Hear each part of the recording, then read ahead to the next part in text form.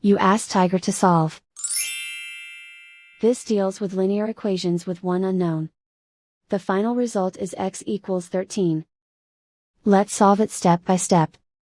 Group all x terms on the left side of the equation. Subtract 5x from both sides. Group like terms.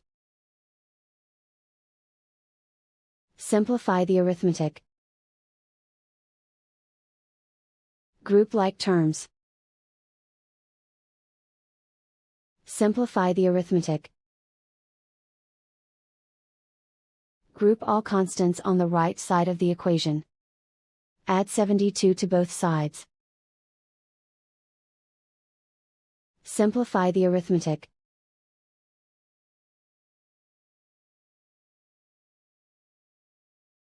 Isolate the x. Divide both sides by 6. Simplify the fraction. Find the greatest common factor of the numerator and denominator. Factor out and cancel the greatest common factor. And so the final result is x equals 13.